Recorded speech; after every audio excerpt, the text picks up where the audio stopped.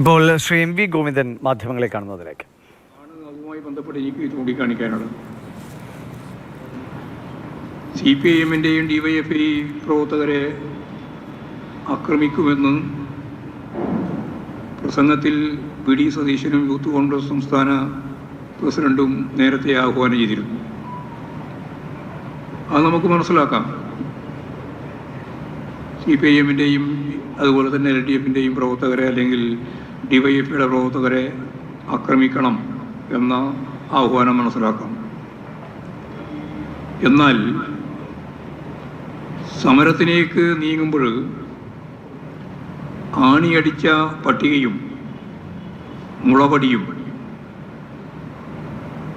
കല്ലും കുപ്പിച്ചില്ലും എല്ലാം വലിച്ചെറിയുന്ന, പോലീസിനെ നേരിട്ട് ആക്രമിക്കുന്ന, അവരുടെ ഷീൽഡ് ഉൾപ്പെടെ അടിച്ചു തകർക്കുന്ന, ലാത്തികൾ പിടിച്ചു വാങ്ങി അവർക്ക് നേരെ പ്രയോഗിക്കുന്ന, കസ്റ്റഡിയിലെടുത്തവരെ മോചിപ്പിച്ചു കൊണ്ടുപോകുന്നതിന് ഔദ്യോഗിക വാഹനം തന്നെ പ്രതിപക്ഷ നേതാവിൻ്റേത് ഉപയോഗിക്കുന്ന ഇത്തരത്തിലുള്ള നിലപാടിനോട് ജനാധിപത്യ വിശ്വാസികളായിട്ടുള്ള കേരളീയർ എങ്ങനെയാണ് പ്രതികരിക്കുക എന്നുള്ളത് വളരെ പ്രധാനപ്പെട്ട കാര്യം തന്നെയാണ്. വ്യാപകമായ അക്രമവും കലാപവും നടത്തിക്കൊണ്ട് മുന്നോട്ടേക്ക് പോകാൻ തന്നെയാണ് ഞങ്ങൾ തീരുമാനിച്ചത് എന്ന് ഇന്നും അർത്ഥശങ്കക്കിടയില്ലാത്ത രീതിയിൽ പ്രതിപക്ഷ നേതാവ് വ്യക്തമാക്കിയിരിക്കുകയാണ്. ഞങ്ങൾക്കറിയാം ഇതിൻ്റെ ഏറ്റവും പ്രധാനപ്പെട്ട ദിവസം നാളെയാണ്. എന്തുകൊണ്ടാണ് ഈ പ്രകോപനമെന്നെല്ലാം കേരളീയ രാഷ്ട്രീയം മനസ്സിലാക്കുന്ന എല്ലാവർക്കും അറിയാം. നാളെയാണ് നവകേരള സദസ്സിൻ്റെ തിരുവനന്തപുരത്തെ സമാപനം. ഞാൻ തിരുവനന്തപുരത്തെ സമാപനം എന്ന് പറയും, പിന്നെ വീണ്ടും 1-ാം തീയതിയും 2-ാം തീയതിയും ഈ 2 പരിപാടികൾ 4 മണ്ഡലങ്ങളിലായിട്ടുണ്ട് എന്നുള്ളതുകൊണ്ടാണ്. ഈ പരിപാടിയിൽ പങ്കെടുത്തുകൊണ്ടിരിക്കുന്ന ലക്ഷക്കണക്കിന് ജനകീയമായ ഒരു പിന്തുണ പ്രഖ്യാപിക്കുന്ന ജനസാന്നിധ്യം എന്തെല്ലാം പ്രചാരവേല നടത്തിയാലും പോലീസിനെ നേരിട്ട് ആക്രമിക്കുന്ന നിലപാട് UDF-ൻ്റെ ഭാഗത്ത് നിന്ന്, പ്രത്യേകിച്ച് കോൺഗ്രസിൻ്റെയും യൂത്ത് കോൺഗ്രസിൻ്റെയും KSU-ൻ്റെയും ഭാഗത്തു നിന്നെല്ലാം ഉണ്ടായാലും അതൊന്നും ഇതിന് പകരമാകുന്ന ഒന്നല്ല. സുധാകരനായാലും പ്രതിപക്ഷ നേതാവ് സതീശനായാലും എല്ലാം ഈ ജനകീയ മുന്നേറ്റത്തെ, നവകേരള സദസ്സിലേക്കുള്ള ജനകീയ ഒഴുക്കിനെ പ്രതിരോധിക്കാനാവും ഇത്തരത്തിലുള്ള കോപ്രായങ്ങൾ കൊണ്ട് എന്നാണ് അവരാഗ്രഹിക്കുന്നതെങ്കിൽ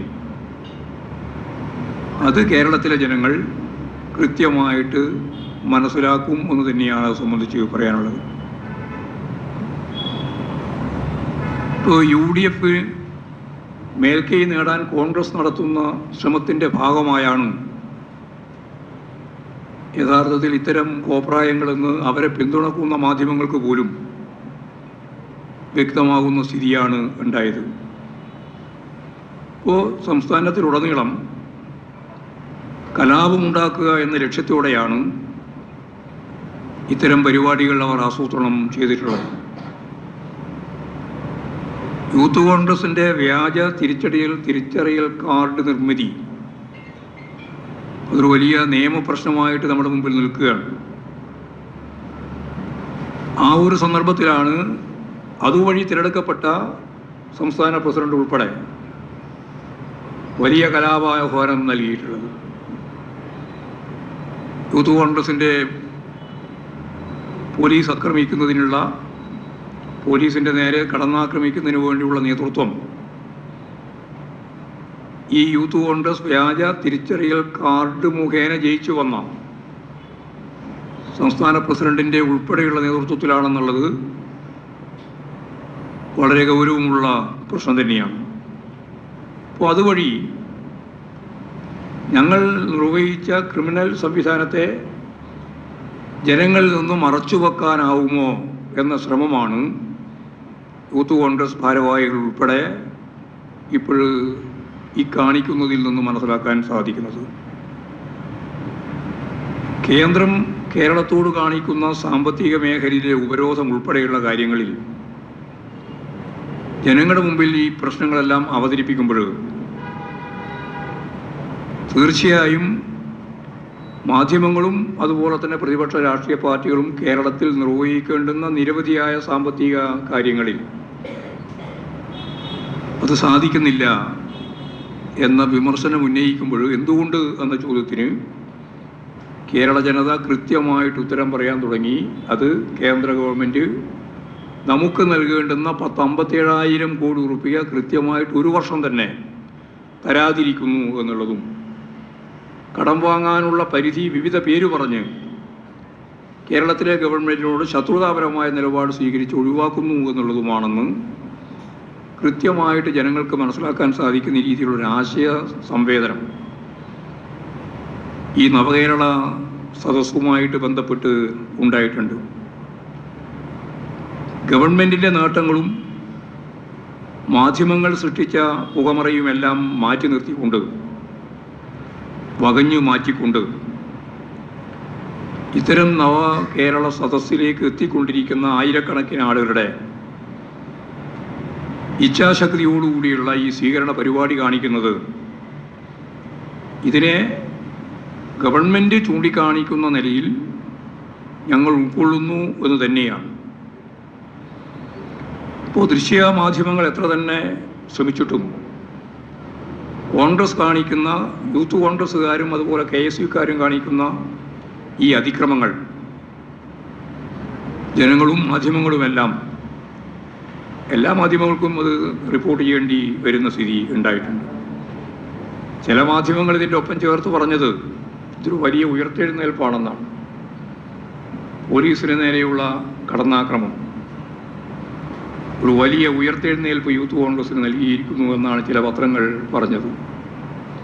ആ പത്രം പ്രതിനിധീകരിക്കുന്ന രാഷ്ട്രീയ ജനാധിപത്യ ബോധം എത്രത്തോളം അപക്വമാണെന്ന് മാത്രമേ ഞാനിപ്പോഴിതിൻ്റെ ഭാഗമായിട്ട് വിശദീകരിക്കാൻ ഉദ്ദേശിക്കുന്നു. പത്രത്തിൻ്റെ പേര് ഞാൻ ഇന്നലെ പറഞ്ഞിട്ടുണ്ടായിരുന്നു, ഞാൻ ഇന്ന് പേര് പറയുന്നില്ല. ഏതായാലും അവരുടെ ഈ അപക്വമായ രീതി സത്യം പറഞ്ഞാൽ കേരളീയ സമൂഹത്തിൽ ആരും അംഗീകരിക്കുന്ന ഒന്നല്ല എന്നുള്ളതാണ് സത്യം. ഒരു പ്രധാനപ്പെട്ട കാര്യം ക്രമസമാധാനത്തിൻ്റെ പ്രശ്നമാണ്. ഇന്ത്യയിൽ ഏറ്റവും മികച്ച ക്രമസമാധാന പരിപാലനം നടക്കുന്ന സംസ്ഥാനം ഏത് എന്ന ചോദ്യത്തിന് ഒറ്റ ഉത്തരവേ ഉള്ളൂ, അത് കേരളമാണെന്നാണ്. ആ കേരളത്തിൽ ഇതുപോലെ കൃത്രിമമായ രീതിയിൽ തർക്കമാണ് പ്രശ്നമാണ്, അടിയാണ് എന്ന് വരുത്താൻ പോലീസിനെ അതിക്രമിക്കുക, അവർക്കെതിരായിട്ട് കടന്നാക്രമണം നടത്തുക, ഞാൻ നേരത്തെ പറഞ്ഞതുപോലെയുള്ള അക്രമങ്ങൾ സംഘടിപ്പിക്കുക. അപ്പോൾ അവരുടെ ലക്ഷ്യം എന്താണെന്ന് വളരെ വ്യക്തമാണ്, കലാപമാണ്, സമരമൊന്നുമല്ല. കലാപം സൃഷ്ടിക്കാൻ വേണ്ടിയിട്ടുള്ള ബോധപൂർവമായ പ്രവർത്തനമാണ്. അത് കേരളത്തിൽ നല്ലതുപോലെ ജനങ്ങൾ തിരിച്ചറിയും, ഗവൺമെൻറ് അത് ഫലപ്രദമായിട്ട് കൈകാര്യം ചെയ്യുകയും ചെയ്യും.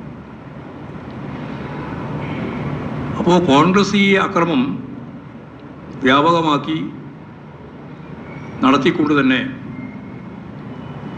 ഈ ഒരു പരമ്പര, അതായത് അക്രമത്തിലൂടെയാണ് ഈ കേരളം മുന്നേറുന്നത് എന്ന കാര്യം, അങ്ങനെയുള്ളൊരു പ്രചരണം വരുത്തി തീർക്കുന്നതിന് വേണ്ടിയുള്ള ശ്രമമാണ് ഇപ്പോൾ ഇവർ നടത്തിക്കൊണ്ടിരിക്കുന്നത്. അത് കോൺഗ്രസ് മാത്രമല്ല, BJPയും അതിൻ്റെ ഒപ്പം തന്നെ ചേർന്നിട്ടാണ്. കേരള സർക്കാരിനെ അട്ടിമറിക്കാൻ UDFും BJPയും നടത്തുന്ന പരിശ്രമങ്ങൾ കേരളം ഇതിനകം തന്നെ കണ്ടു കഴിഞ്ഞിട്ടുള്ളതാണ്. അവ വീണ്ടും ആവർത്തിക്കുന്നതിന് വേണ്ടി, അത് വെച്ച് പുകമറ സൃഷ്ടിക്കുന്നതിന് വേണ്ടിയിട്ടാണ് ഇപ്പോൾ ഇവർ രണ്ട് വിഭാഗവും UDFും അതുപോലെ തന്നെ BJPയും ശ്രമിച്ചുകൊണ്ടിരിക്കുന്നത്.